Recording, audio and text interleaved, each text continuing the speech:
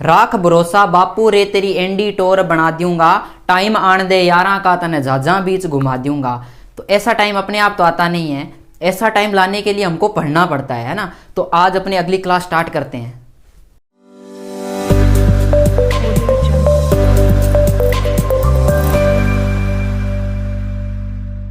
जय हिंद। आज अपने पढ़ेंगे रिवर्सिबल और इरिवर्सिबल प्रोसेस के बारे में। पिछली वीडियो में हमने स्टेट और चेंज इन स्टेट और प्रोसेस के बारे में जाना था। अब तब मैंने ये बताया था, मैंने कहा जो प्रोसेस होती है वो दो हो सकती है, या तो रिवर्सिबल या इरिवर्सिबल। तो सबसे पहले हम देख लेते हैं कि प्रोसेस क्या थी हमारे पास। यदि स्टेट में चेंज होता है, स्टेट यानी चेंज इन स्टेट, क्या बोल सकते हैं, चेंज इन स्टेट। जब स्टेट में चेंज होता है तो उसे क्या कहते हैं, प्रोसेस। अब मैं छोटा सा यहाँ पे आपको एक ओवरव्यू दे देता हूँ उसका। जैसे मैंने ऐसे बनाया था उसमें कि एक पॉइंट है और ये दूसरा पॉइंट है, ठीक है। यहाँ पे कोई एक स्टेट फिक्स है, मान लो यहाँ पे प्रेशर दिखा रहा हूँ, यहाँ पे वॉल्यूम दिखा रहा हूँ। तो यहाँ पे क्या है, P1 प्रेशर है और V1 वॉल्यूम है। जब ये प्रोसेस यहाँ से किसी भी पाथ से आएगी यहाँ तक, किसी भी पाथ से यहाँ तक आएगी, तो यहाँ पे वॉल्यूम V2 हो गई और प्रेशर P2 हो गया। यानी प्रॉपर्टी में क्या हुआ, चेंज। यहाँ पे कुछ ना कुछ प्रॉपर्टी थी। प्रॉपर्टी मतलब कम से कम दो प्रॉपर्टी होनी चाहिए कोई भी स्टेट को डिफाइन करने के लिए। तो यहाँ पे कम से कम दो प्रॉपर्टी होगी। किसी भी एक प्रॉपर्टी में चेंज होगा यानी स्टेट में चेंज होगा। ये एक किसी ना किसी प्रॉपर्टी में चेंज हुआ तो क्या हुआ, 2 नंबर स्टेट मिली और ये पूरा का पूरा पाथ थी, ठीक है। तो 1 से 2 आना ये क्या है, पाथ है, और 1 से 2 आना क्या हो गया, प्रोसेस हो गया हमारा, ठीक है। यानी जब स्टेट में चेंज हुआ तो इसे कह दिया प्रोसेस, और जिस पाथ से, जिस रास्ते से आई है उसे कह दिया उसका पाथ। यह आपको समझ में आ गया। अब रिवर्सिबल प्रोसेस क्या होता है और इरिवर्सिबल प्रोसेस क्या होता है। रिवर्सिबल प्रोसेस, रिवर्सिबल नाम से ही अपने को समझ में आता है। रिवर्सिबल मतलब रिवर्स, यानी वो प्रोसेस जिसको रिवर्स किया जा सके, और इरिवर्सिबल वो प्रोसेस जिसको रिवर्स नहीं किया जा सकता।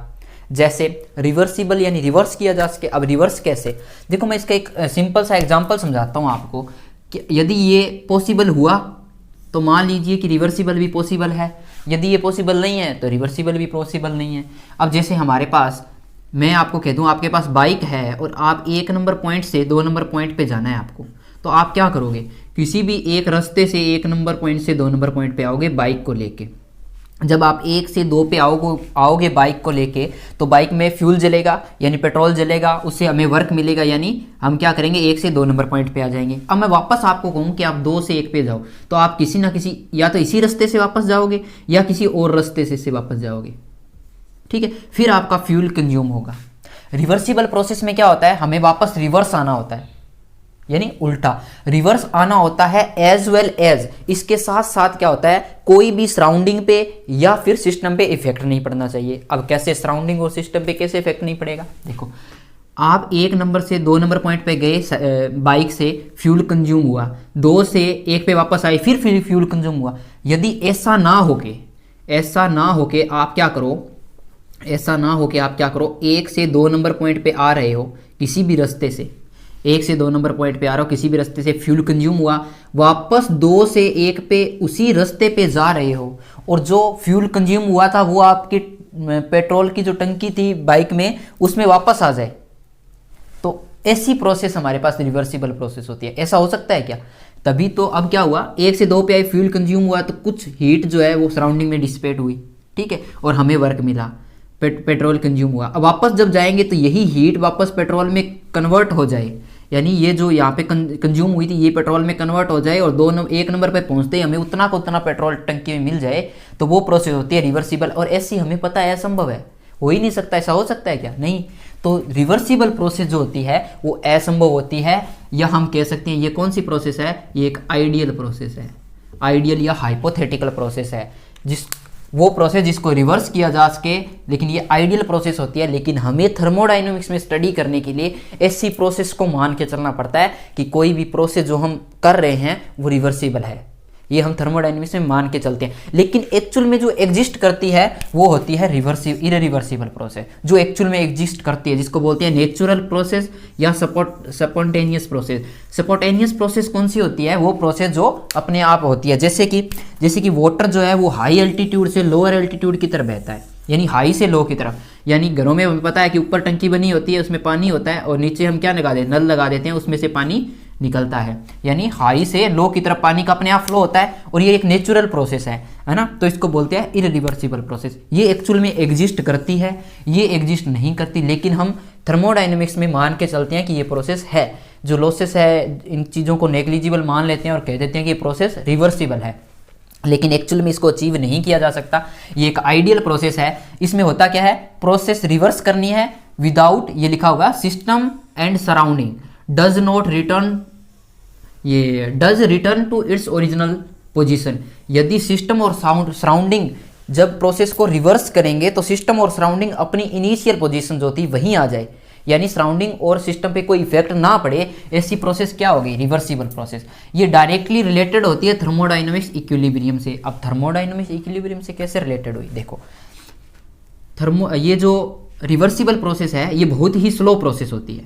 बहुत ही स्लो होने का मतलब, मान लो आप 1 नंबर से 2 नंबर पॉइंट पे जा रहे हो, तो आप क्या करोगे, धीरे धीरे इसमें चेंज होगा, धीरे धीरे चेंज होगा। धीरे धीरे जो ये चेंज हो रहा है, ये हर एक पॉइंट आपको थर्मोडाइनमिक्स इक्विलिब्रियम का मिलेगा, हर एक पॉइंट। तो हम इसको कंटिन्यूस लाइन से मिलाते हुए 2 नंबर पॉइंट तक पहुंचेंगे। बीच में जितने भी आपको स्टेप मिले हैं, जितनी भी स्टेट मिली है, सारी की सारी क्या है, थर्मोडाइनमिक्स इक्विलिब्रियम पॉइंट मिले हैं। इसलिए इसको कहती है कि डायरेक्टली रिलेटेड होती है थर्मोडाइनमिक्स इक्विलिब्रियम से। जबकि इरिवर्सिबल होती है वो डायरेक्टली रिलेटेड होती है अनइक्विलिब्रियम से। इसमें क्या होगा, इसमें होगा ये बीच बीच में से इनफाइनाइट स्टेप लेके नहीं आएगी, ये डायरेक्ट सीधी यहाँ से यहाँ कूदेगी। मतलब बीच में इसको कोई मतलब नहीं है थर्मोडायनामिक्स इक्विलिब्रियम है नहीं है। लेकिन पॉइंट नंबर 1 थर्मोडायनामिक्स इक्विलिब्रियम में होना चाहिए, पॉइंट नंबर 2 यानी लास्ट पॉइंट थर्मोडायनामिक्स इक्विलिब्रियम में होना चाहिए। बीच में हो ना हो कोई मतलब नहीं है, ऐसी प्रोसेस होती है इरिवर्सिबल प्रोसेस। ठीक है, अब देखो रिवर्सिबल प्रोसेस के लिए कंडीशन क्या है, नंबर 1 तो कोई लॉस नहीं होना चाहिए, यदि लॉस हो रहा है तो प्रोसेस रिवर्स नहीं हो सकती। दूसरा, कोई फ्रिक्शन नहीं होना चाहिए, यदि फ्रिक्शन हो रहा है, फ्रिक्शन होने का मतलब क्या है कि कुछ ना कुछ हीट निकल रही है वहां से, है ना, तो फिर क्या है, वापस सराउंडिंग अपनी इनिशियल पोजीशन पे नहीं आ पाएगा, सिस्टम अपनी इनिशियल पोजीशन पे नहीं आ पाएगा, है ना। तो कोई लॉस नहीं होना चाहिए, कोई फ्रिक्शन नहीं होना चाहिए, बहुत ही स्लो प्रोसेस होनी चाहिए, सारी की सारी जो बीच बीच में स्टेज मिल रही है सारी की सारी थर्मोडाइनमिक स्टेट होनी चाहिए। ठीक है, इसका एग्जांपल होता है जैसे elastic deformation of solid. Elastic deformation of solid क्या होता है मैं आपको बताता हूं।